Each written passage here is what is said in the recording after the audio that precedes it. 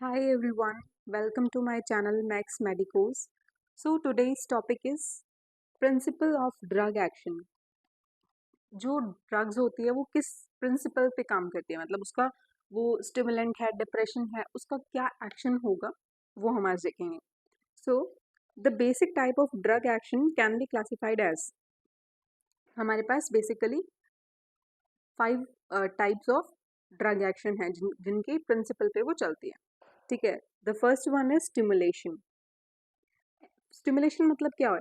Enhancement of the activity. ठीक है, मतलब किसी भी एक्टिविटी को उसका जो इंक्रीज कर दे, उसका एनहांसमेंट कर दे उसकी एक्टिविटी को. जैसे कि जो एड्रेनलिन होती है वो क्या करती है? इंक्रीज करती है हार्ट रेट को. Then pilocarpine increases the saliva. Then caffeine CNS की एक्टिविटी को इंक्रीज कर देती है.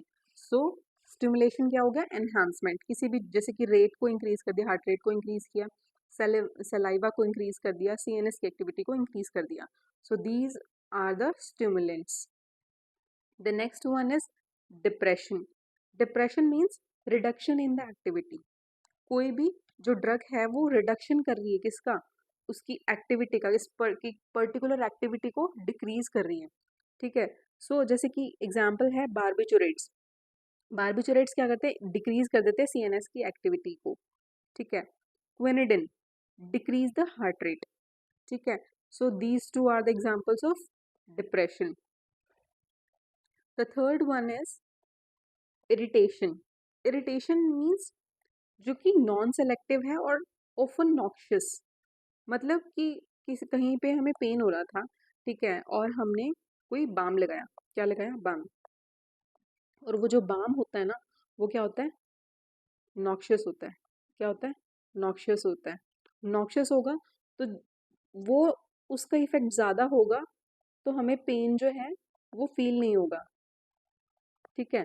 तो वो जो नॉक्शियस इफेक्ट है वो ज़्यादा हो जाएगा, जिससे हमें पेन रिलीफ फील होगा. तो बाम जो होती है हम यूज़ करते हैं, वो क्या होती है? नॉक्शियस होती है. और सेना रिलीव्स कॉन्स्टिपेशन. कैसे? वो क्या करेगी? इंटेस्टाइन में, इंटेस्टाइन के अंदर क्या करेगी? इरिटेशन प्रोड्यूस करेगी, जिसकी वजह से बाउल मूवमेंट्स इंक्रीज हो जाएंगे और कॉन्स्टिपेशन से रिलीफ मिल जाएगा. Then replacement, use of natural metabolites. मतलब हमारी बॉडी में कोई पर्टिकुलर सब्सटेंस डिक्रीज हो चुका है या बन ही नहीं रहा है. ठीक है. तो हम उसकी जगह क्या यूज करेंगे? Natural metabolites. मतलब उसको रिप्लेसमेंट है उसका. ठीक है. जैसे कि पार्किंसोनिज्म, जो पार्किंसन डिजीज होती है, उसके अंदर क्या यूज करते हैं हम? डोपामिन. ठीक है. अब पार्किंसोनिज्म के अंदर डोपामिन जो है वो डिक्रीज हो जाता है, तो हम बॉडी को बाहर से क्या देते हैं? लीवोडोपा. ठीक है. क्या देते हैं? लीवोडोपा. तो लीवोडोपा जो है वो किसका रिप्लेसमेंट है? डोपामिन का.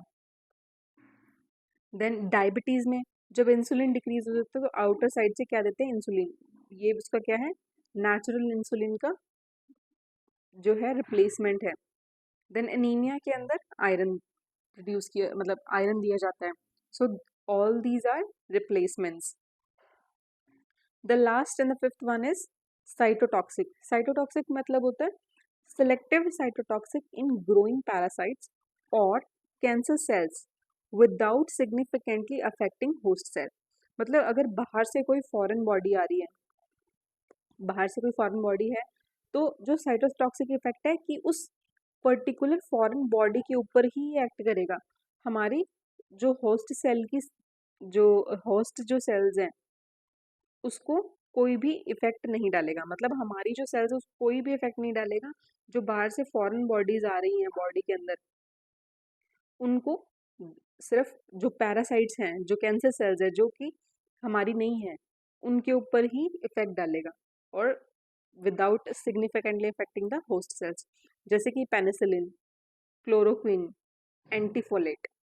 सो ऑल दीज आर साइटोटॉक्सिक. ठीक है. सो